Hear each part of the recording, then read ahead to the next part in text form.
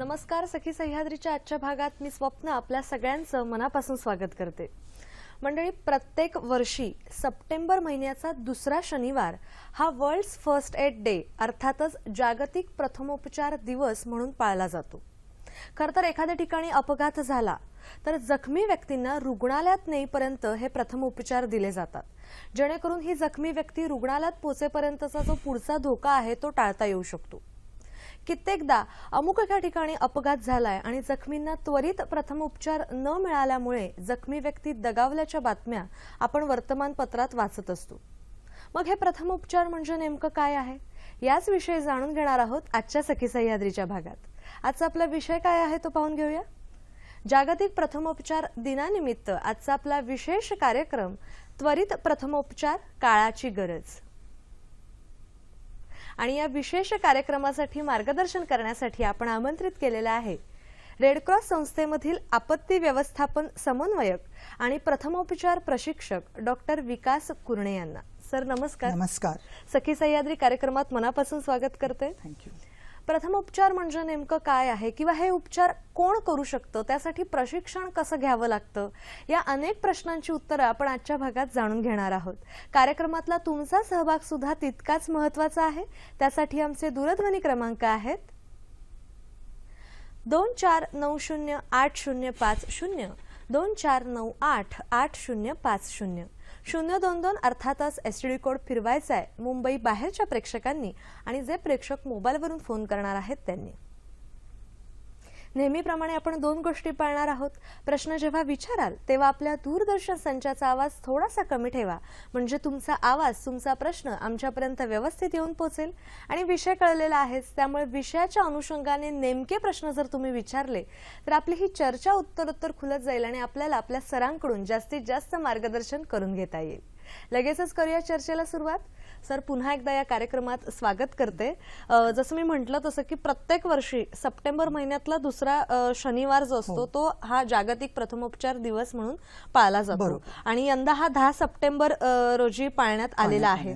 तर नेमका हा दिवस साजरा करण्यामागची पार्श्वभूमी जर सुरुवातीला तुम्ही सांगितली तर मला वाटतं हा विषय अगदी मुळापासून समजायला आम्हाला सगळ्यांनाच मदत होईल। बरोबर।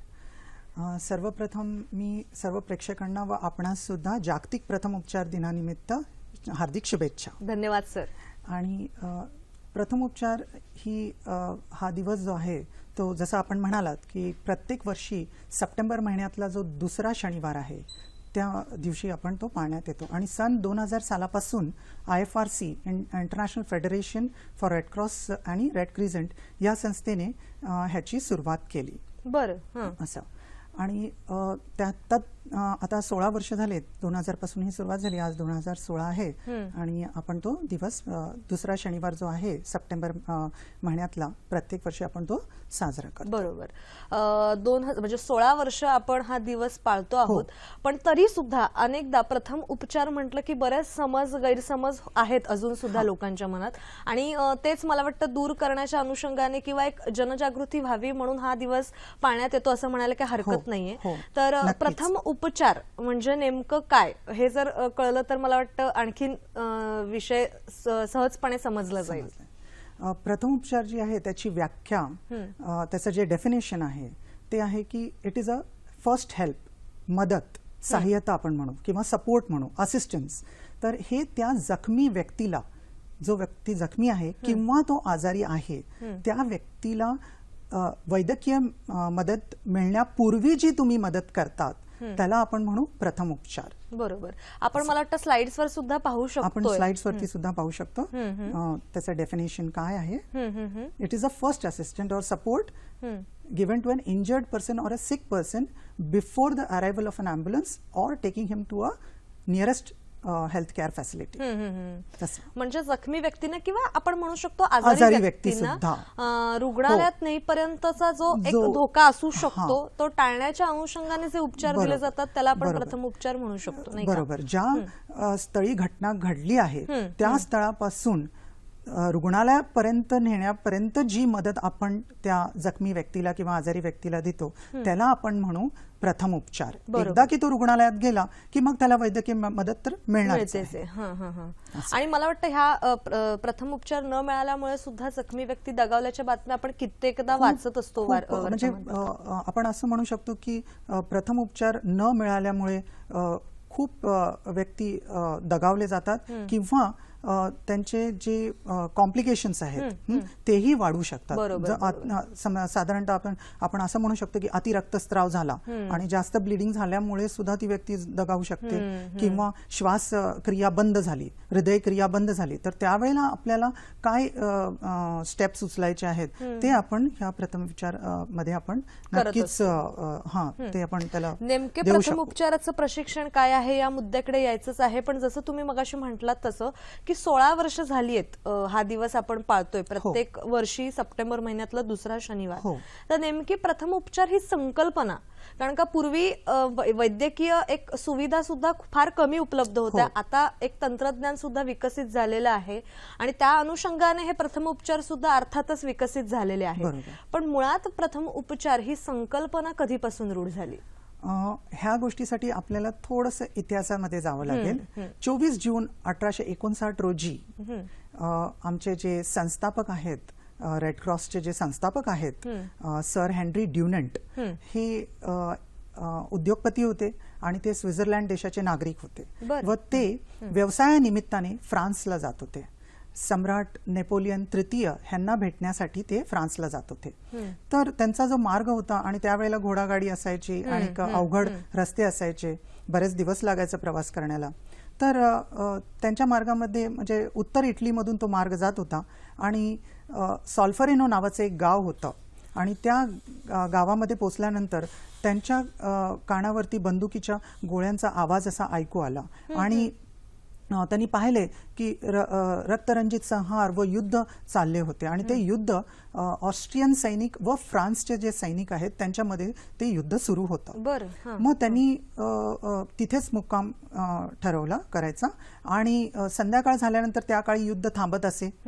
तर त्यांनी संध्याकाळ झाल्यानंतर मग त्यांनी युद्धभूमीवरती पाहिले की कित्येक सैनिक जे आहेत ते मृत झालेले होते व जखमी झालेले होते आणि विव्हाळत होते आणि कुणी त्यांना पाहत नव्हतं. तर अशा परिस्थितीमध्ये त्यांनी मदतीचा हात पुढे करण्याचा निर्धार केला व त्यांनी त्या रुग्णांच्या जवळ जाऊन त्यांचे जखमा स्वच्छ केल्या व पट्टी बांधायला सुरुवात केली आणि ह्यांना मदत झाली ती त्या गावच्या लोकांची मदत झाली आणि त्या गावामध्ये एक चर्च होतं आणि त्या चर्चचं रूपांतर त्यांनी रुग्णालयात केलं आणि त्या जखमी सैनिकांना लोकांच्या मदतीने तिथे आणून त्यांच्या जखमा स्वच्छ केल्या, त्यांना अन्न पाण्याची व्यवस्था केली आणि हे झाल्यानंतर ते आपल्या व्यवसायानिमित्ताने ते फ्रान्सला जाऊन पुन्हा आपल्या मायदेशी परतल्यानंतर स्वित्झर्लंडला त्या आठवणी, तो अनुभव तो त्यांच्या मनावरती खोल रुजला होता आणि त्याच्यानंतर त्यांनी एक पुस्तक लिहिलं ज्याला म्हणतो आपण मेमरीज ऑफ सॉल्फेरिनो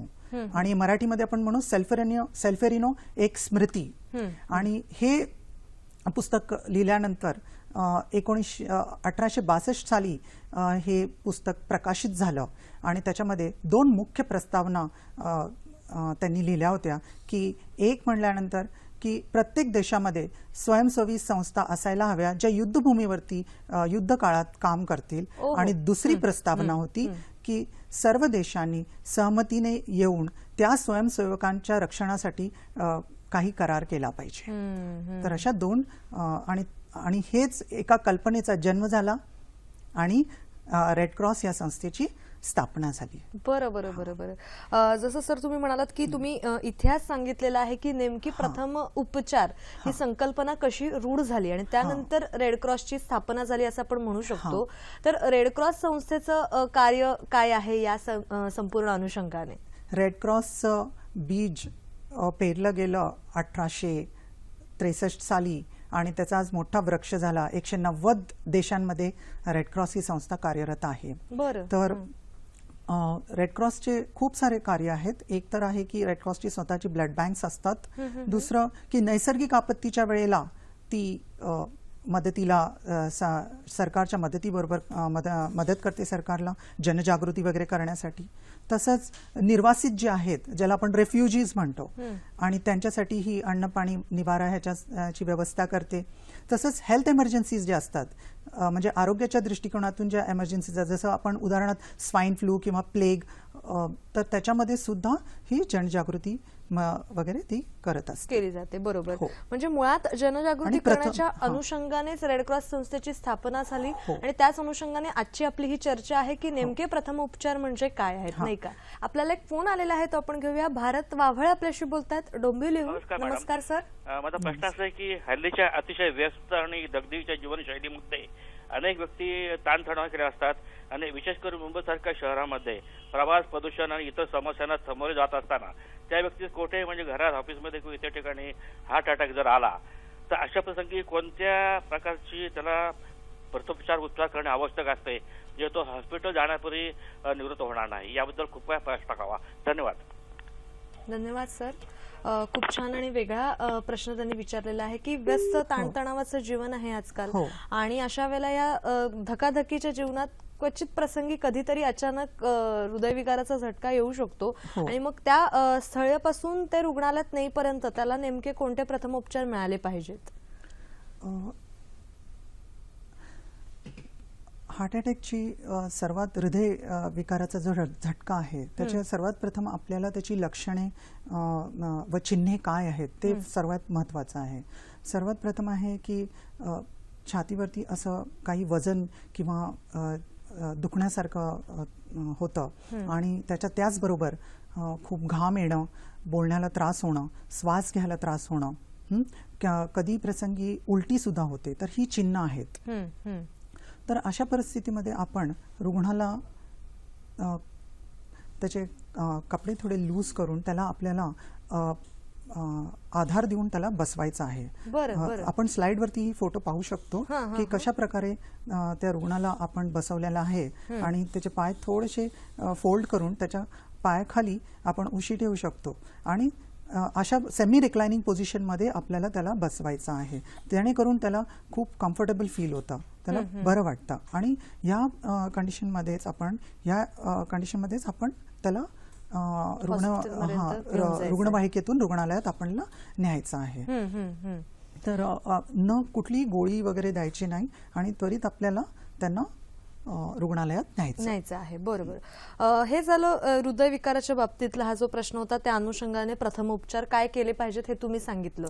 नेमके प्रथम उपचार म्हणजे काय हेही तुम्ही सांगितलेलं आहेच, पण या उपचारांतर्गत कोणकोणते उपचार येऊ शकतात म्हणजे त्याचीही माहिती मिळाली तर मला वाटतं जास्त सहज आणि सोपं पडेल ते सगळ्यांनाच. प्रथम उपचार महत्वाचा आहे कारण एक आहे की त्यांना लाईफ सेव्हिंग आहे ते आणि जे कॉम्प्लिकेशन्स होणार आहेत ते सुद्धा ते कमी करतं. रुग्णालयामध्ये जाण्यापूर्वी आपण 3 गोष्टी ABC एअरवे, ब्रीदिंग आणि कंप्रेशन, चेस्ट कंप्रेशन किंवा आपण सर्क्युलेशन म्हणू, ह्या 3 गोष्टीची जर काळजी घेतली तर तो रुग्ण सर्वायवल रेट खूप जास्त होतो, म्हणजे तो वाचण्याची शक्यता खूप जास्त होते. त्याला आपण म्हणतो की प्रिझर्व लाईफ. आणि ह्या 3 गोष्टी खूप खूप महत्वाच्या आहेत. आणि दुसरी गोष्ट आहे की प्रिव्हेंट फर्दर इंजरी, म्हणजे पुढील त्रास जो होणार आहे तोही तो कमी करू शकतो आपण. फॉर एक्झाम्पल जर खूप रक्तस्राव होत असेल पायामधून किंवा हातामधून तर आपण त्याच्यावर पट्टी बांधून तो रक्तस्राव थांबवण्याचा प्रयत्न करू शकतो, अति रक्तस्राव होत असेल तर ह्याने काय होईल की त्याची वाचण्याची जी शक्यता आहे ती खूप जास्त होईल असं. आणि त्यानंतर म्हणजे रक्तस्राव होत असेल तर आपण मलमपट्टी करू शकतो किंवा हृदयविकार आला असेल तर त्याप्रमाणे जसं तुम्ही सांगितलं अजूनही काही विषय आहेत, जसं आपण म्हणू की फ्रॅक्चर्स आहेत, हाड मोडणे किंवा एखादा व्यक्ती जर बेशुद्ध असेल आणि त्याचा श्वास चालू असेल तर आपण काय करू शकतो, किंवा एखादा व्यक्ती जो बेशुद्ध आहे आणि श्वासही घेत नसेल तर आपण काय करू शकतो. आणि त्याचा पुढे आजारी असेल, ताप आला असेल किंवा एखाद्या व्यक्तीची साखर कमी झाली असेल, समजा एखाद्या व्यक्ती डायबिटीजमुळे त्रस्त असेल आणि साखर जर कमी झाली तर आपण काय करू शकतो, ह्या खूप सारे विविध विषय आहेत त्याच्यामध्ये. दम्याचा जर पेशंट असेल तर आपण वैद्यकीय मदत मिळण्यापूर्वी आपण त्याला काही प्रथम उपचार काय करू शकतो, तर हे त्याच्यामध्ये पॉइंट्स आहेत. म्हणजे असे अनेक मुद्दे आहेत की ज्याच्यासाठी नेमकं काय केलं पाहिजे हे आपण पाहू शकतो. पण नेमकं म्हणजे जसं तुम्ही म्हणालात तसं की प्रथम उपचार वेगवेगळ्या पद्धतीने करता येऊ शकतात ती व्यक्ती किंवा ती रुग्ण रुग्णालयात पोहोचेपर्यंत. पण मग ह्यासाठी सुद्धा काही प्रशिक्षण घ्यावं लागतं का, की नेमकं म्हणजे कोण हे प्रथम उपचार करू शकतो? छान प्रश्न विचारला की प्रथम उपचार हा कोणत्याही व्यक्तीने, त्याला काही शिक्षणाची अशी आर्ट वगैरे नाही, कोणीही प्रथम उपचार करू शकतो, नो प्रॉब्लेम. आणि त्यांनी पण प्रथम उपचाराचं प्रशिक्षण ऑथराइज्ड ऑर्गनायझेशन कडून घेतलेलं बरं असतं आणि सर्टिफाईड प्रथम उपचार सर्टिफाईड झाला पाहिजे, म्हणजे सर्टिफिकेशन झालं पाहिजे त्याचं. तर ती व्यक्ती जी आहे ती प्रथम उपचार देण्यास समर्थ असते. तर आपण स्लाइड वरती पाहू शकतो की first aider is any person who receives a certificate from an authorized organization and he can give render his first aid services. बरं बरं बरोबर. पण मग हे प्रशिक्षण नेमकं कुठे मिळतं किंवा कोण घेऊ शकतं हे प्रशिक्षण? हे प्रशिक्षण साधारणतः आपण शाळेतल्या मुलांपासून 6वी 7वी 8वी पासून जरी आपण सुरू केलं आणि पुढे जे पण नागरिक आहेत, वयाचं असं काही बंधन नाही की तुम्ही येऊन तुम्ही प्रशिक्षण घेऊ शकता. महत्वाचं आवड असणे खूप महत्वाचं आहे, ते प्रथम येतं. तर त्याला वयाचं काही बंधन नाहीये, तुम्ही येऊन नाव नोंदणी करू शकता आणि त्या संस्थेकडून, रेड क्रॉस या संस्थेकडून तुम्ही प्रशिक्षण नक्कीच घेऊ शकता. पण मग हा प्रशिक्षणाचा कालावधी काय असतो किंवा नेमकं या प्रशिक्षणाचं काही रक्कम म्हणजे फीज आहेत का किंवा कसं काय आहे म्हणजे संपूर्ण स्वरूप? हो, कालावधी 1 दिवसाचा सुद्धा आहे आणि 2 दिवसाचा सुद्धा आहे. तर आणि फीजच्या संबंधात ती अतिशय नॉमिनल आणि सबसिडाइज्ड फी आहे ती. तर कोणीही आपलं नाव नोंदवून आपण प्रशिक्षण देऊ शकतो. प्रथम उपचाराविषयी नेमकं तुम्ही सांगत आहातच, त्याचा इतिहास सांगितला आहे किंवा प्रथम उपचार म्हणजे नेमकं काय आहे, कोणती व्यक्ती हे प्रथम उपचार करू शकतं याविषयी तुम्ही सांगितलेलं आहे. आणि याच संदर्भात आणखीन माहिती घेण्यासाठी आपण संपर्क साधलेला आहे नागपूरचे डॉक्टर मुकुंद आठवले यांच्याशी. नमस्कार सर. हॅलो. हा, नमस्कार. बोल. नमस्कार. सखी सह्याद्री कार्यक्रमात मनापासून स्वागत. ओके, धन्यवाद. जागतिक प्रथमोपचार दिवसानिमित्ताने आजची आमची ही चर्चा आहे आणि प्रथम उपचार म्हणजे नेमकं काय याविषयी आम्ही जाणून घेतोय. आपला अनुभव काय सांगाल सर? आता तुम्ही प्रस्तावनेमध्ये पुष्कळचं कव्हर केलेलंच आहे आणि डॉक्टर पुरणे पण व्यवस्थित त्यांचं चालू आहे. आणि मी सुद्धा इथे एक नागपूरला नॅशनल सिव्हिल डिफेन्स कॉलेज म्हणून एक संस्था आहे जी पूर्ण भारतभरात एकच आहे संस्था जिथे पण डिझास्टर मॅनेजमेंट बद्दल प्रशिक्षण दिलं जातं. आणि त्याच्यात विशेषतः मानवनिर्मित आपदा किंवा नैसर्गिक आपदा, उदाहरणार्थ भूकंप इत्यादी, किंवा शाळा कॉलेज व रस्त्यावर अपघात होऊ शकतात, त्यावेळी उपस्थित व्यक्तीने वेळेवर जर प्रथमोपचार दिला तर डॉक्टर येईपर्यंत आपण रुग्णाला मदत करू शकतो. आपण याला एक दुसरं चेन ऑफ सर्व्हायव्हल हा पण एक वाक्प्रचार वापरू शकतो की ज्याप्रमाणे ज्या ठिकाणी ऍक्सिडेंट झाला आहे त्या ठिकाणी त्याला काही प्रथमोपचार देणे, त्याला तुरंत ट्रान्सपोर्टेशन, काही अँब्युलन्स असेल किंवा जो पण कोणतं वाहन असेल त्यांनी हॉस्पिटलमध्ये न्यायचं आणि वाहनामध्ये सुद्धा त्याला काही प्रथमोपचार करत जर राहिलं तर त्याची वाचण्याची शक्यता जास्ती वाढते. आजकाल दुसरी गोष्ट म्हणजे आजकाल हार्ट अटॅकचं सुद्धा प्रमाण वाढलेलं. आताच एकाने प्रश्न विचारला की हार्ट अटॅकचं प्रमाण वाढलंय तर काय करायचं बाबा, आणि त्यामुळे त्या व्यक्तीचे जर प्राण जाऊ शकतात. सडन कार्डियक अरेस्ट झाला किंवा त्या व्यक्तीचा श्वसनक्रिया जर बंद झाली तर आपण नुसतं बघत बसण्यापेक्षा त्यावेळी त्याला आवश्यक प्रथमोपचार, ज्याला आपण एक सीपीआर असं म्हणतो, कार्डिओ पल्मनरी रिससिटेशन, त्यामुळे त्या व्यक्तीचे प्राण कदाचित आपण वाचवू शकतो. आणि दुसरी गोष्ट एक सांगेन की आता सध्या ऍक्सिडेंटचं प्रमाण सुद्धा फार वाढलेलं आहे. त्यामध्ये रक्तस्राव होत असेल किंवा हाडाला काही दुखापत झाली असेल तो योग्य उपचार करून त्याची दुखापत लवकर बरी होण्यास किंवा इतर दुष्परिणाम टाळण्यास आपण मदत करू शकतो आणि त्या व्यक्तीला लवकर आपण बरं करू शकतो. आणि हे जे रेड क्रॉस तर्फे जे प्रशिक्षण सुरू आहे किंवा आम्ही नॅशनल सिव्हिल डिफेन्स कॉलेज तर्फे जे प्रशिक्षण देतो ते विशेषतः शाळा कॉलेजमधील शिक्षक, वाहतूक पोलीस, रिक्षा, बस ड्रायव्हर्स यांना हे प्रशिक्षण अत्यंत उपयोगी ठरू शकतं. त्याचप्रमाणे फॅक्टरीज आणि इंडस्ट्रीज मधील लोकांना सुद्धा हे प्रशिक्षण देणे अत्यंत आवश्यक आहे आणि रेड क्रॉस ही संस्था त्याकरता प्रयत्नशील आहेच. मगाशी जसं बोलता बोलता तुम्ही म्हणालात की मोठ्या प्रमाणावर जर नैसर्गिक आपदा आली, संकट आलंच, तर सरकारी यंत्रणा जेव्हा मदत कार्य करीत असते त्यात आपला सहभाग आणि सहयोग असल्यास परिस्थिती लवकर नियंत्रणात येऊ शकते. परत एकदा मी आवर्जून असं सांगेन की वैद्यकीय मदत येईपर्यंत प्रथमोपचाराने आपण लोकांचे प्राण वाचवू शकतो किंवा त्यांना लवकर बरे होण्यास मदत करू शकतो आणि रेड क्रॉस ही संस्था त्याकरता प्रयत्नशील आहे आणि पुष्कळ लोकांना त्याच्यामुळे त्याचा फायदा पण झालेला आहे. बरोबर, धन्यवाद सर, आपण या धन्यवाद. कार्यक्रमात सहभागी झालात त्याबद्दल.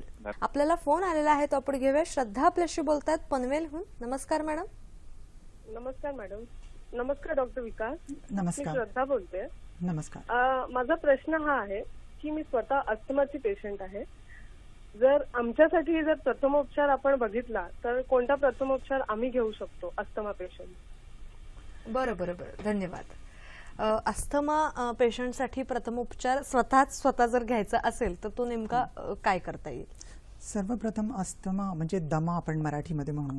ह्या दम्याच्या पेशंटमध्ये, दम्याच्या व्यक्तीमध्ये ज्यांना दम्याचा त्रास आहे त्याच्यामध्ये खूप सारा कफ साठतो आणि सतत खोकला येतो, श्वास घ्यायला त्रास होतो, श्वासन क्रिया थोडा मंदावते, श्वास घ्यायला त्रास होतो. तर अशा व्यक्तीने सर्वप्रथम खिडकी किंवा बाल्कनी या ठिकाणी जाऊन खुर्चीवरती बसून किंवा कॉटवरती बसून पुढे थोडंसं पुढे असं बेंड फॉरवर्ड व्हायचंय, म्हणजे पुढे थोडं असं वाकून असं बसायचं आहे. त्यामुळे त्यांना श्वास घ्यायला थोडं कम्फर्टेबल पडेल. आणि सर्वात महत्वाचं की त्यांचं जे पंप आहे, त्यांच्याकडे जो पंप आहे तो पंप त्यांनी त्वरित तो घ्यावा. पण महत्वाचं आहे की थोडंसं गळा आणि बेल्ट ह्या लूज करायचे, थोडे सैल करायचे कपडे आणि तिकडे त्या बाल्कनी किंवा खिडकीच्या तिथे जाऊन बसायचं. एखाद्या बंदिस्त रूम खोलीमध्ये बसू नये. बरोबर, हे फार महत्वाचं आहे. आणि थोडं बेंड फॉरवर्ड्स, थोडंसं पुढे झुकून बसायचं आहे थोडं. मग त्यांना बराच त्याच्यामध्ये रिलीफ होईल त्यांना. ओहो, बरोबर बरं. म्हणजे हा एक खूप महत्वाचा मुद्दा तुम्ही सांगितलेला आहे. जर पेशंट स्वतः अस्थमा म्हणजे त्यांना झाला असेल तर त्यांनी सुद्धा असं करावं किंवा आपल्या ओळखीपैकी कोणाला झाला असेल तर त्यांना आपण मदत करू शकता किंवा सांगू शकतात. नक्कीच नक्कीच. मगाशी आपल्याला हार्ट अटॅक संदर्भात प्रश्न आला होता आणि डॉक्टर मुकुंद आठवले यांच्याशी जेव्हा आपण संपर्क साधला तेव्हा त्यांनी सांगितलं की हार्ट अटॅक झालेल्या व्यक्तींना CPR सारखा एक प्रथमोपचार दिला जातो. तर हे CPR म्हणजे नेमकं काय आहे, याविषयी काय सांगाल? आपण असं म्हणूया की हार्ट अटॅक थोडा अवकाश असतो. आपण पेशंटला आपण घेऊन जाऊ शकतो रुग्णालयात. पण CPR जी प्रक्रिया आहे ती श्वासनक्रिया बंद पडली, तसेच हृदयक्रिया ही बंद पडली व तो माणूस बेशुद्ध आहे त्यावेळेला आपण CPR देतो. आणि CPRचा पूर्ण फुल फॉर्म आहे कार्डिओ पल्मनरी रिससिटेशन. कार्डिओ म्हणजे हृदय आणि पल्मनरी म्हणल्यानंतर फुफ्फुस, लंग्स, आणि रिससिटेशन म्हणजे रिवाइव्ह करणं, पुनर्जीवित करणं. तर ही क्रिया आपण एखाद्या बेशुद्ध माणूस जो श्वास घेत नाहीये व हृदयक्रिया बंद पडली असेल तर आपण ती क्रिया करू शकतो. आणि त्याचे काही स्टेप्स आहेत की पहिलं की त्याची श्वासक्रिया आपण जे आहे पहिलं श्वास घेतोय की नाही ते पाहायचं आहे आपल्याला. आपण स्लाइड्स पाहू शकतो. श्वास चेक करायचा आहे. आणि तिसरी जी स्टेप आहे ती आपल्याला कंप्रेशन्स द्यायचे आहेत, कार्डियक कंप्रेशन्स.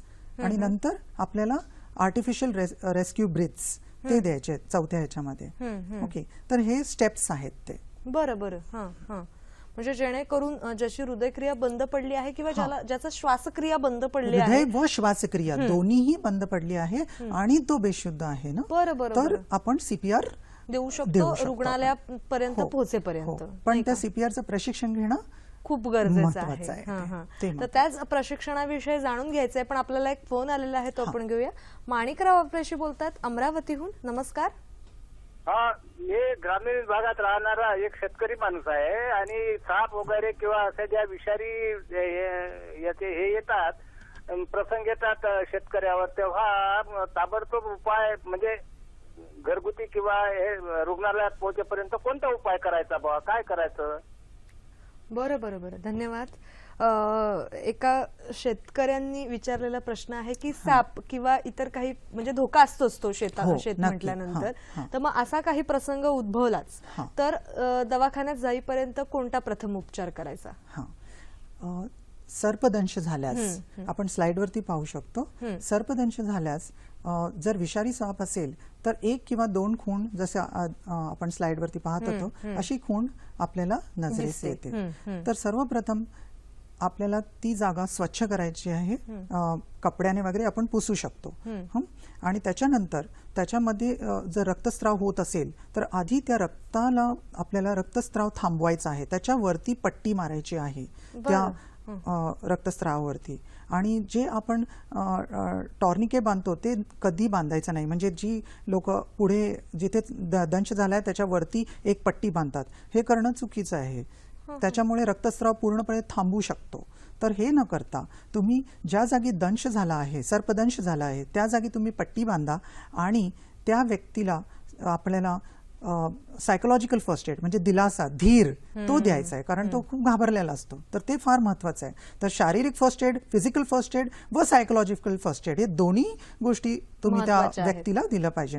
आणि त्याला सांगितलं पाहिजे की तू मुवमेंट्स करू नको, तू हालचाल करू नको, कारण ते विष पसरू शकतं. आणि त्वरित त्याला आपल्याला एखाद्या वाहनामधून किंवा ॲम्ब्युलन्स जे पण अवेलेबल असेल तर आपल्याला रुग्णालयात न्यायचं आहे. आता तुम्ही वाहनाचा उल्लेख केलेलाच आहे आणि मग अशी आठवले सर सुद्धा म्हणाले की वाहनामध्ये किंवा अँब्युलन्समध्ये सुद्धा प्रथम उपचार असू शकतात किंवा असतात. तर त्याविषयी काय सांगाल सर? की वाहनामध्ये आता आपण एक उदाहरण घेऊया की ज्या व्यक्तीची श्वासक्रिया आणि हृदयक्रिया बंद पडली आहे आणि तो बेशुद्ध आहे, तर वाहनामध्ये सुद्धा तुम्ही तो CPR सुरू ठेवला पाहिजे. जोपर्यंत तुम्ही रुग्णालयात पोहोचत नाही तोपर्यंत तुम्ही ती क्रिया सुरूच ठेवली पाहिजे. एकदा की तुम्ही रुग्णालयात पोहोचला तर इक्विपमेंट्स आहेत, मशिनरी आहे, मग काही प्रॉब्लेम नाही. पण त्या वाहनामध्ये सुद्धा तुम्ही ते ब्रीदिंग आणि कार्डियक कम्प्रेशन, चेस्ट कम्प्रेशन हे सुरू ठेवायला हवं. ते फार महत्वाचं आहे. आणि मग यासाठी समजा जर प्रशिक्षण घ्यायचं असेल तर ते प्रशिक्षण कशा स्वरूपाचं असतं आणि कोण घेऊ शकतं हे प्रशिक्षण? कोणीही घेऊ शकतं. मागे आपण सांगितल्याप्रमाणे की त्याला वयाचं बंधन नाही, आवड असणं महत्वाचं आहे. पण एखाद्या ऑथराइज्ड ऑर्गनायझेशन करून घेतलेलं ते फार फार महत्वाचं आहे. बरोबर. जसं सर तुम्ही म्हणालात तसं की अर्थात ह्या सगळ्याची आवड असणं फार गरजेचं आहे आणि जर आवड असेल तर कुठलीही व्यक्ती प्रथम उपचाराचं प्रशिक्षण घेऊ शकतो. पण एक नागरिक म्हणून आपली सुद्धा जबाबदारी असतेच. तर मग त्याविषयी तुम्ही काय सांगाल? कारण का त्या अनुषंगाने ही एक समाजसेवा आहे असं पण म्हणू शकतो की प्रथम उपचार त्या व्यक्तीला देणं, जखमी व्यक्तीला और रुग्णाला, तो रुग्णालयात पोहोचेपर्यंत. तर मग अशा वेळेला नागरिक म्हणून आपली जबाबदारी काय असू शकते? सर्वप्रथम मी हे सांगेन की लोक 2 गोष्टी आहेत की लोक घाबरतात, कारण त्यांना जर प्रथम उपचार द्यायचा असेल तर एक आहे की नॉलेज हवं, स्किल हवं, एक्सपर्टीज हवं, काय करायचंय ते माहिती हवं असायला पाहिजे. आणि दुसरी गोष्ट आहे, जर मी मदत केली तर मला लीगल प्रॉब्लेम्सना सामोरं जावं लागेल. लीगल प्रॉब्लेम्स होईल की आपण मदत केली आणि काय झालं होतं, मग हा लीगल इश्यूज येतात. तर त्याची ती भीती बाळगतात. पण आता एक आपण स्क्रीनवर पाहू शकतो, 12 मे 2015ला मिनिस्ट्री ऑफ ट्रान्सपोर्ट अँड हायवेजने एक नोटिफिकेशन पास केलंय. त्याला आपण म्हणू Indian good samaritan and bystanders protection guidelines. आणि त्या गाईडलाईन्सच्या एक पॉइंट्स दिलेले आहेत की तुम्ही त्या व्यक्तीला जवळच्या रुग्णालयात न्या, वेदर ते प्रायव्हेट असो किंवा गव्हर्नमेंट असो, जवळच्या रुग्णालयातल्या. आणि त्या व्यक्तीला जो व्यक्ती त्याला मदत करत आहे तर त्याचं डिस्क्लोजर नाही व्हायला पाहिजे. असे काही खूप सारे गाईडलाईन्स आहेत. मी 1-2 आणि पॉइंट्स सांगितले. तुम्ही हे इंटरनेटवरती पण अवेलेबल आहे. बरं बरं बरं. आणि याच प्रथमोपचाराविषयी जाणून घेण्यासाठी आपण संपर्क साधलेला आहे डॉक्टर राजन पारंगे, जे आपल्याशी चेंबूरहून बोलतात. नमस्कार सर. हा नमस्कार. सखी सह्याद्री कार्यक्रमात मनापासून स्वागत. हा नमस्कार. बोला. प्रथम उपचाराविषयी आम्ही आज जाणून घेतो आहोत, तर याविषयी तुमचा अनुभव काय सांगाल सर? मी ऍक्च्युली जनरल प्रॅक्टिस करतो चेंबूरमध्ये आणि बेसिकली मी माझ्या ह्याच्याबद्दल आवड आहे म्हणून मी डॉक्टर पुणे साहेबांवर जातो प्राथमिक सेवासाठी. आणि एक तुमच्याकडे शेअर करतो मी की जेव्हा आम्ही मेडिकल कॉलेजमध्ये होतो आणि पास झालो तेव्हा ही जी प्राथमिक उपचार आहे ते आम्हाला कोणीही शिकवले नव्हते ते. म्हणून हे मेडिकल कॉलेजमध्ये माझं म्हणणं आहे की हे तिथे पण शिकवायला पाहिजे. आणि ही एकदम सेवा ही जी फर्स्ट एड जे आहे ते एकदम सोपं आहे आणि कोणी पण शिकू शकते. आणि ऍक्च्युली एका आपल्या आयुष्यामध्ये एका लाईफला आपण प्राण वाचू शकतो सिम्पल स्टेप करून. तर I think it is worth while, absolutely worth while ना. जसं गोंडे साहेबांनी म्हणाले की जेव्हा जे आपण अनकॉन्शियस पेशंट बघतो त्याला मेन एक चित्र होतं की फक्त टिल द हेड आपण डोकं पाठी करतो, त्याच्यामुळे आपण आपल्या एकाचा प्राण वाचू शकतो. कारण ते जीभ पाठी जाते आणि ते एवेला ब्लॉक करते. त्याच्यानंतर आणि साईडला मान केल्यानंतर एक ही छोटी स्टेप केल्यानंतर हे झाल्यानंतर मग आपण प्राण वाचू शकतो मेन थिंग. आणि सेकंडली काय, जेव्हा आम्ही जो ट्रेनिंग देतो या लोकांना, जे ट्रेनिंग दिल्यानंतर मेन मी बघितलं की लोक जे ट्रेनिंग असतात त्यांची ती भीती असते ना ती जाते हे ट्रेनिंग दिल्यानंतर. ते आय थिंक त्याच्यावर ते केल्यानंतर ते झाल्यानंतर I think first aid compulsory झालं पाहिजे सगळीकडे आय फील ना. बरं बरं बरं. धन्यवाद सर, आपण या कार्यक्रमात सहभागी झालात त्याबद्दल. Okay, thank you very much. जसं सर म्हणाले तसं की फर्स्ट एड हे कंपल्सरी झालं पाहिजे हे ट्रेनिंग, कारण का कुठेतरी एक आवड असणं गरजेचं असतं, पण एक नागरिक म्हणून आपली सगळ्यांची जबाबदारी आहे, कारण का ती एक भावना असते की आपण कुठल्या तरी एका व्यक्तीचा प्राण वाचवला. तर त्या अनुषंगाने फर्स्ट एड हे जे प्रशिक्षण आहे फर्स्ट एडचं किंवा प्रथम उपचाराचं ते सगळीकडे कंपल्सरी झालं पाहिजे असं सरांचं मत होतं. आपण काय सांगाल सर? खूपच ती छान गोष्ट आहे की शाळेपासून त्या शाळेच्या करिक्युलम मध्ये ते इन्क्लूड केलं पाहिजे. आणि सर्वात महत्वाचं एक शब्द सरांनी वापरला की भीती गेली पाहिजे. आणि आम्ही जे फर्स्ट एड शिकवतो त्याच्यामध्ये कॉन्फिडन्स आणि कॉम्पिटन्सी म्हणजे कॅपॅसिटी टू ऍक्ट ते महत्वाचं आहे. आणि खूप सारे आम्ही सायम्युलेशन्स घेतो. We don't go for PPTs, असं जास्त पीपीटी नसते, पण सायम्युलेशन्स आणि डेमॉन्स्ट्रेशन्स खूप घेतो. त्यामुळे लगेच ते कळून येतं की आता मला काय करायचंय. कारण ज्यावेळेला व्यक्ती जखमी पडलेली असते आणि आपण तिथे जातो त्यावेळेला आपण गोंधळून जातो की आता करायचं काय नेमकं, आपल्याला नक्की फर्स्ट स्टेप काय आहे. इथे मार लागलाय किंवा हाताला पायाला बेशुद्ध आहे तर आपल्याला सुचतच नाही की करायचं काय आहे. तर सुरुवात कसं असायला पाहिजे, अप्रोच कसा असायला पाहिजे हे आम्ही सायम्युलेशन्स घेतो. त्यामुळे ते सक्षम बनतात, बळकटीकरण होतं, कॅपॅसिटी बिल्डिंग आपण म्हणतो. मुळात भीती गेली पाहिजे. आणि जसं सर तुम्ही मगाशी उल्लेख केला तसं की कुठेतरी कायद्याची पण भीती वाटत असते की बाबा हे असं सगळं झाल्यानंतर माझ्या मागे तो कायद्याचा ससेमिरा किंवा इतर ससेमिरा लागणार नाही. तर ही भीती मला वाटतं जर मनापासून आपण दूर केली तर नक्कीच एक छान सर्व नागरिक पुढे येतील. अगदी अगदी कित्येकांचे प्राण वाचतील. हो. जसं सर म्हणालात तुम्ही की ही संकल्पना आल्यानंतर रेडक्रॉस या संस्थेची स्थापना झाली आणि तेव्हापासून हे प्रथम उपचाराचं प्रशिक्षण दिलं जात आहे, प्रथम उपचार केले जात आहेत. आणि दरवर्षी सप्टेंबर महिन्याचा दुसरा शनिवार हा वर्ल्ड फर्स्ट एड डे म्हणून पाळला जातो. आणि त्या अनुषंगाने जनजागृती व्हावी म्हणून तुमच्या वेगवेगळ्या संकल्पना असतात, घोषवाक्य असतात. तर या वर्षीचं नेमकं घोषवाक्य किंवा आपण म्हणू शकतो थीम काय आहे? यावर्षीची थीम आहे 2016 फर्स्ट एडची थीम आहे first aid for children, for and by the children. कारण लहान मुलांमध्ये खूप प्रथम उपचाराची गरज लहान मुलांमध्ये जास्त उपयोगी पडते. आणि त्याच्यामध्ये ताप येतो, एकंदरीत खूप ताप येतो. आणि 3 वर्षाच्या खाली जी लहान मुलं आहेत त्यांना फेब्राईल कन्व्हल्जन्स होऊ शकतात. म्हणजे तापामुळे ताप डोक्यामध्ये गेल्यामुळे आकडी येऊ शकते. बरं, आणि हां. दुसरी गोष्ट की ते काही लहान मुलं असतात त्यांना माहीत नसतं, ते काही असे तोंडामध्ये काही पॉपकॉर्न असेल किंवा काही कॉईन्स असतील ते जाऊ शकतात आणि त्रास होऊ शकतो त्यांना श्वासोच्छवासाचा. तसेच कुणाकुणाला दम्याचा पण चाइल्डहुड अस्थमा म्हणतो. तर ह्या अशा साऱ्या गोष्टी आहेत. किंवा खेळता खेळता त्यांना लागतं आणि रक्तस्राव होतो त्यावेळेला. तर ही थीम केलेली आहे त्यांनी. कारण का मुलं खरं तर खूप मुलांसाठी हे प्रथम उपचार करणं हो. खूप महत्वाचं असतं खूप महत्वाचं. आणि त्याच अनुषंगाने या वर्षीची ही थीम theme, आहे असं आपण म्हणू हो, शकतो. आपण आणि म्हणू त्या शकतो. अनुषंगाने प्रशिक्षण घेतलं पाहिजे प्रत्येक नागरिकाने पुढे नक्कीच, येऊन, नाही का? नक्की, हो. याच विषयी जाणून घ्यायचंय पण आपल्याला फोन आलेला आहे. Yes. दीपिका आपल्याशी बोलतात मुंबईहून. नमस्कार. नमस्कार. बोला. नमस्कार. हा नमस्कार डॉक्टर साहेब. नमस्कार. आम्ही दीपिका बैकर बोलते. हां माझा प्रश्न असा होता की माझी 19 वर्षाची मुलगी आहे. हां तर तिला कधी जर सपोज सर्दी किंवा ॲलर्जेनिक कुठलं पाणी प्यायल्यामुळे सर्दी जर झाली तर हां. तिला कोणत्याही औषधाने तिला बरं वाटत नाही आणि कफ तिचा एकदम छातीत असं म्हणजे डॉक्टरने एकदा आम्ही दाखवलेलं. डॉक्टर म्हणाले की तिचा तो जो कफ आहे ना डायरेक्ट तिच्या हार्टमध्ये जातो आणि त्यामुळे तिला खूप त्रास होतो. तर ते काय मला कळणार तिला काय हार्टचा प्रॉब्लेम मुळे असं असेल का काही? नाही, असं आपण हा विषय धन्यवाद. प्रथम उपचार बद्दल आपण बोलत आहोत. फर्स्ट एड बद्दल.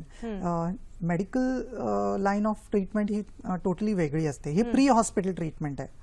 तर आपण बरोबर. मेडिकलच्या म्हणजे विषयामध्ये त्यांनी आपण मला नाही जाऊ वाटतं शकत. योग्य तो डॉक्टरांचा सल्ला घेणं फार घेऊन, महत्वाचं हो, आहे. समजा तिला असं काही त्रास झालाच होत तर असेल. नेमकं काय करायचं त्याविषयी त्याविषयी जर तुम्ही आपण सांगा. घरामध्ये आपण प्रथम उपचार हां, काय करू हां, शकतो. ज्यावेळेला त्यांना काही असं वाटलं की श्वासोच्छवास प्रक्रिया खूप त्रास होतोय त्यांना, तर त्यांनी दम्याचे जसे पेशंट असतात त्याप्रमाणेच त्यांनी थोडं पुढे पुढे झुकून बसून बसायचं. आणि खिडकी किंवा खुल्या हवेमध्ये त्यांनी बसावं. तेवढंच ते करू शकतात आणि त्वरित तुम्ही मग इस्पितळात किंवा रुग्णालयात आपण नेऊ शकतो. बरोबर बरोबर. कारण का प्रथम उपचार करणं फार गरजेचं असतं Important आणि आहे. समजा त्रास व्हायला लागला तर हे हां. अशा पद्धतीने आपण त्यांना- उपचार करू शकतो, हां. नाही का? अशा व्यक्तींना आपण ज्यांना दम्याचा त्रास आहे ना, आपण झोपवायचं नाही असं. कारण आपण जेव्हाही काही त्रास होतो त्यावेळेला आपण म्हणतो की तुम्ही झोपा आडवं म्हणून, पडा. है ना. हं, ते तसं नाही होत. तर तुम्ही या पद्धतीने बसवलं त्यांना पुढे थोडंसं झुकून आणि श्वास घ्यायला लावला हळूहळू दीर्घ श्वास आणि त्यांना हेल्प केलं की इनहेलर्स घेण्यासाठी, तर त्यांना नक्कीच त्यांना बेनिफिट होईल. पण प्रथम उपचार करून तुम्ही वैद्यकीय मदत सुद्धा घेतली पाहिजे. ती म्हणजे केवळ सर्वात- प्रथम Yes. उपचारांवर विसंबून नाही, ती न राहता- तात्पुरती मदत आहे. ती टेम्पररी हेल्प आहे. रुग्णालयात नाही पर्यंतची पर्यंतची मदत आहे मदत असं आहे आपण ती. म्हणू शकतो. हो, आणि हो. त्यानंतर डॉक्टरांचा सल्ला योग्य घेणं तो सल्ला आवश्यक घेणं. आहे, अगदी, अत्यावश्यक अगदी. आपल्याला एक फोन आलेला आहे तो आपण घेऊया. मीना अग्रवाल आपल्याशी बोलतायत कांदिवलीहून. नमस्कार मॅडम. हा नमस्कार मॅडम. बोला. हा माझं वय 53 वर्ष आहे आणि मी 10वी शिकलेली आहे. तर मी पण हा प्रोग्राम म्हणजे हे शिकू शकते का सगळं? बरं बरं, धन्यवाद. वयाचं खरं तर बंधन नाही असं तुम्ही नाही, म्हणालेलाच आहात. बिलकुल नाही. तर मग हे प्रशिक्षण त्या घेऊ शकतात का? आणि हे प्रशिक्षण घेण्यासाठी त्यांनी नेमकं कुठे संपर्क साधायचा आहे, काय कार्यवाही आहे त्याविषयी पण सर काय सांगाल? हां. ते नक्कीच प्रशिक्षण घेऊ शकतात. वयाचं असं काही बंधन नाही आहे आणि त्यांनी आमच्या कार्यालयाशी संपर्क साधावा. हा तुम्ही नंबरही लिहून घेऊ शकता. 22 63 16 75 ह्या नंबरवरती तुम्ही फोन केला किंवा तंत्रज्ञानाचं जे आपण म्हणू शकतो की इंटरनेटच्या माध्यमातून त्या संस्थेचा नंबर मिळवून हां, त्या आमच्या संपर्क वेबसाईट साधू पण शकतात. आहे अगदी. आमची. त्या वेबसाईटवरती सुद्धा ऑनलाईन ते जाऊन तुम्ही तुमचं नाव रजिस्टर बरोबर. करा किंवा आमच्याशी संपर्क साधा आणि ते नक्की आम्ही तुम्हाला प्रशिक्षण देऊ. बरोबर. सर, प्रथम उपचार म्हणजे नेमकं काय आहेत किंवा त्याचा इतिहास, कसं प्रशिक्षण दिलं जातं याविषयी तर तुम्ही सांगितलेलं आहेच. पण अगदी शेवटच्या टप्प्यामध्ये तुमचा अनुभव आणि रेडक्रॉस संस्थेचा प्रथम उपचारासंदर्भातला कार्य याविषयी काय सांगाल? आम्ही 3 वर्ष झाले आम्ही रेडक्रॉसने प्रथम उपचाराचं प्रशिक्षण देणं सुरुवात केलं आणि म्हणजे महाराष्ट्र स्टेट ब्रांचने. आणि त्याच्यानंतर आम्ही बरेच ट्रेनिंग्स फॅक्टरीजमध्ये, कारण कायदा आहे फॅक्टरी ॲक्ट 1948चा की प्रत्येक कामगार आणि कर्मचाऱ्याला प्रथम उपचार यायला हवं, प्रशिक्षण घ्यायला हवं. तसेच आम्ही शाळा कॉलेजांमधून सुद्धा आमची ज्युनियर रेड क्रॉस ही संस्था आहे, विभाग आहे तो आमचा, त्यामध्ये ही शाळेतली मुलं नाव नोंदणी करू शकतात आणि तेही प्रशिक्षण घेऊ शकतात. तसंच युथ रेड क्रॉस पण आहे, ज्युनियर रेड क्रॉसशी संलग्न आहे ते. तर कॉलेज महाविद्यालयातली मुलंही आपलं नाव नोंदणी करून प्रशिक्षण घेऊ शकतात. तुम्ही आमचे सभासद व्हॉलेंटियर सुद्धा होऊ शकतात आणि ज्यावेळी काही घटना घडत असते किंवा काही असेल घटना, तर आम्ही तुमची मदत घेऊ शकू. बरोबर. पण मग कसा आहे अनुभव, म्हणजे विद्यार्थ्यांचा शालेय जीवनातला सुद्धा आणि कॉलेजवयीन विद्यार्थ्यांचा सुद्धा कसा एकंदरीत सहभाग आहे या सगळ्या प्रशिक्षणासाठी? खूपच म्हणजे असं आम्हाला खूपच छान अनुभव आलेला आणि त्यांना खूप बरं वाटलं. एक असं मी जिथे मी प्रशिक्षण द्यायला गेलो होतो तिथे मला वाटतं एक वर्षभर झालं, तर तिथून मला एक कॉल पण आला होता की प्रशिक्षण दिल्यामुळे जो अतिरक्तस्राव होता तर तो थांबवल्यामुळे एक मी मदत करू शकलो एका व्यक्तीला आणि ते रुग्णालयात नेऊ शकलो. तर आम्हाला ती एक पावती मिळते की खरंच it is really good work आणि खूप छान व्यवस्थित प्रशिक्षण झालं. बरोबर. अगदी जाता जाता आमच्या प्रेक्षकांना तुम्ही काय सांगाल, या प्रथमोपचार दिवसानिमित्त तुम्ही काय संदेश द्याल?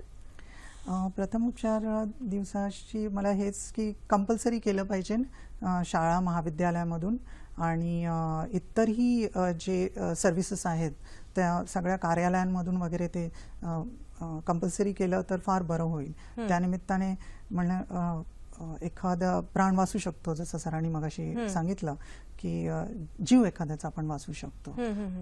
आणि मला वाटतं हीच कल्पना खूप महत्वाची आहे की आपण ज्या समाजात राहतो त्या समाजाचं आपण काहीतरी देणं लागतोय आणि त्यामुळे हीच एक सामाजिक बांधिलकी म्हणून आवड असणं गरजेचं आहे आणि या आवडीतूनच एखाद्याचा प्राण आपण वाचवू शकतो आणि त्यासाठीच प्रथमोपचार खूप महत्वाचे आहेत आणि त्याचं प्रशिक्षण घेणं सुद्धा एक आपली जबाबदारी आहे, आपलं कर्तव्य आहे असं म्हणायला काही हरकत नाहीये, नाही का? आणि याच नोटवर हा कार्यक्रम इथेच थांबवण्याची अनुमती घेते. कसा वाटला आजचा कार्यक्रम हे आमच्यापर्यंत जरूर पोहोचवायचं आहे. फेसबुकचं माध्यम आहे, ईमेल आयडीचं माध्यम आहे. फेसबुकसाठी तुम्हाला टाईप करायचं आहे www.facebook/sakhisayhadri.dd या आमच्या फेसबुक पेजला तुम्ही भेट देऊन तुमचे अभिप्राय नोंदवू शकता. याशिवाय sakhisayhadri@gmail.com या ईमेल आयडीवर मेल्सद्वारे सुद्धा तुमच्या प्रतिक्रिया नोंदवू शकता. आज मात्र कार्यक्रमात इथेच थांबण्याची अनुमती घेते. सर, तुम्ही इथे आलात आणि प्रथम उपचार ह्या खूप महत्त्वपूर्ण विषयावर खूप छान मार्गदर्शन केलं, त्याबद्दल सखी सह्याद्री परिवारातर्फे मनापासून धन्यवाद. धन्यवाद. थँक्यू.